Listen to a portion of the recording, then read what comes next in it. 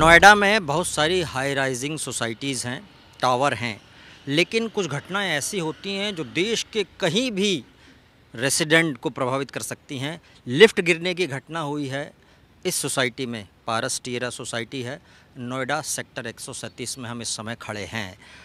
ये घटना हुई कैसे? अच्छा, इस घटना में एक दर्दनाक बात ये कि एक मौत हुई है।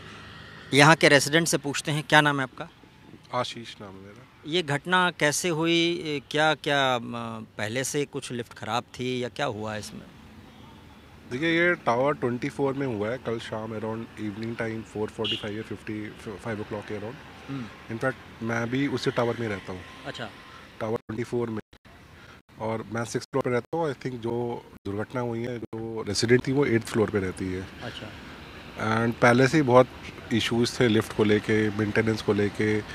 पहले बिल्डर यहाँ पे जो फैसिलिटी मैनेजमेंट थी वो चेंज हुई जून में, फिर AOA बने यहाँ पे। उसके बाद बहुत पानी की शुरू में दिक्कतें हुई। तो लास्ट 3 मंथ से सारे जो रेसिडेंट थे बहुत अपसेट थे, जो टोटल ओवरऑल जिस हिसाब से वर्किंग चल रही थी।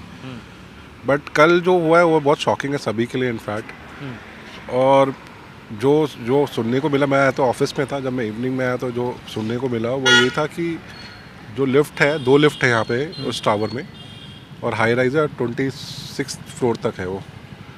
तो 8th फ्लोर पे वो शाम के वक्त तो चढ़ी थी, और अचानक उसकी वायर जो होती है लिफ्ट की, वो टूट के नीचे गिर गया। और आई थिंक फ्री फॉल हुआ है, जिसकी वजह से वो लिफ्ट नीचे गई। एंड ये आई थिंक उनके बाद अनकॉन्शियस होकर फिर उनको हॉस्पिटल ले जाया गया, जहाँ पे उनको आई थिंक डिक्लेयर डेथ किया गया है। बट उसके बाद बुजुर्ग थी, हाँ, आई थिंक 65-70 ईयर्स की होंगी वो। बट उसके बाद जो प्रेसिडेंट आए एंड सारा कुछ हुआ है, बहुत शाम तक बहुत आई थिंक हंगामा हुआ इस चीज़ को लेके।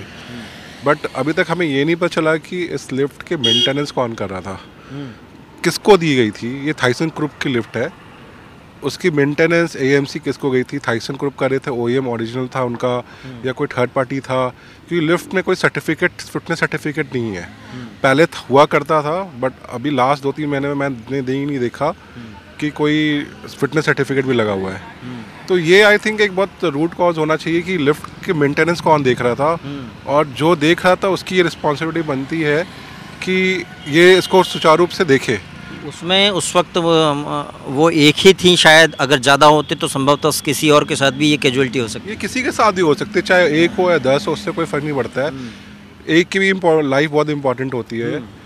अगर ये हुआ है तो उसका प्रॉपर पुलिस जांच करे, देखे कौन रिस्पॉन्सिबल है, और जो भी रिस्पॉन्सिबल के खिलाफ FIR हो, और उसको बिहाइंड बार्स होने चाहिए हो। तो बड़ी बड़ी सोसाइटीज़ बन जाती हैं। 8वें फ्लोर से सीधे लिफ्ट वायर टूटा और नीचे गिर गई, और उसके बाद महिला अनकॉन्शियस होने के बाद में वापस नहीं आ पाई। 65 से 70 साल की बुज़ुर्ग बताया जा रहा है। लेकिन अथॉरिटीज़ की तरफ से, प्रशासन की तरफ से कहा गया है सभी को कि वक्त वक्त पर उसका मेंटेनेंस होना चाहिए, और सर्टिफिकेट लगा होना चाहिए कि कितने दिनों के बाद फिर से इसकी सर्विसिंग होनी है। ये ध्यान रखना ज़रूरी है। अगर हम, आप या कोई और भी सोसाइटीज़ में रह रहे हैं तो ये ध्यान रहे, अपने लिफ्ट के बारे में ये पता कीजिए कि मेंटेनेंस कौन कर रहा है, और कब लास्ट मेंटेनेंस हुई थी, और अगली बार मेंटेनेंस कब होनी है। ज़िंदगी बच जाएगी।